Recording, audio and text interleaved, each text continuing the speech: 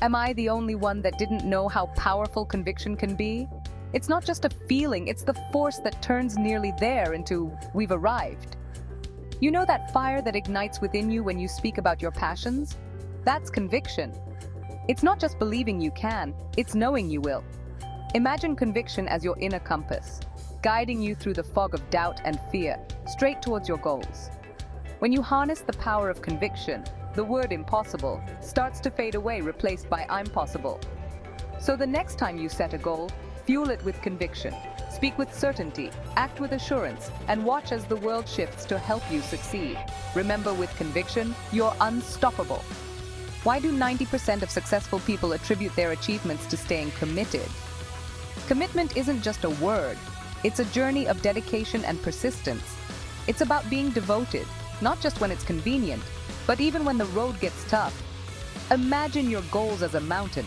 Commitment is your gear, your map, and your enduring spirit that pushes you to climb, even when the peak isn't in sight. Think about it. Whether it's a commitment to your health, learning a new skill, or cultivating relationships, it requires more than just a momentary promise. It demands loyalty to your cause, a consistent effort day in and day out. So ask yourself, am I merely interested or am I committed? Because once you decide to commit, you shift from uncertainty to a path of purpose and progress. Your actions stop being random. They start being results-driven. Remember, being committed means being unstoppable. Are you ready to be unstoppable? Exposing the art of verbal jousting in everyday conversations. I don't think people understand just how powerful a well-timed counter can be. Let's dive into the word counter, a handy verb that's all about responding or replying, often in opposition. Picture this. Someone throws a bizarre claim your way and bang, you're ready with a sharp counter that's not just a reply but a witty contradiction. Take the sentence. The possibility of the enemy being able to counter with similar missiles was remote. Here, counter means to respond to a threat with an equal force. Now, let's switch gears to your everyday chat. Suppose your friend said, "This movie is surely going to flop." A perfect counter? Actually, it's directed by the award-winning director, so let's give it a chance. With counter, you're not just supporting the conversation. You're adding your unique twist, turning the chat on its head. Ready to master the art of countering? Start by practicing with friends, and soon you'll be countering like a pro in any situation. And remember, a good counter is both an art and a skill. Why do 90% of economists emphasize government intervention in times of market distress? Let's dive into the crucial role governments play in stabilizing our homes and dreams. Imagine the housing market as a giant game of Jenga.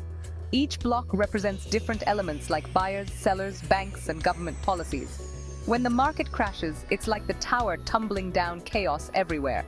But here's where the government steps in, acting like a skilled player who knows just which block to replace to stabilize the structure. By introducing new policies and financial aids, the government doesn't just put back the fallen pieces. It strengthens the base and adds confidence to every layer. Think of it as not just restoring the old game, but starting a new one with better, stronger rules. So the next time you hear about government measures in the housing market, remember, they're not just fixing problems, they're building a foundation for a more secure and confident future for all homeowners. What's something people don't know about emotional pain? Or why are there not more people talking about distress? Distress, it's more than just a heavy word. It's that deep, internal struggle that surfaces when we're overwhelmed by pain or suffering. It's not just about feeling sad.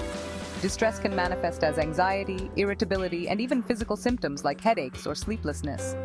Even in normal situations, this emotional turmoil can make everyday tasks feel insurmountable. So, why is it important to talk about it? Because recognizing distress is the first step towards healing.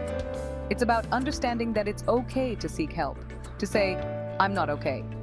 Each one of us might experience this beast differently, but the solutions often start the same way, by acknowledging and addressing the pain. Remember, it's not just you, and you don't have to weather the storm alone.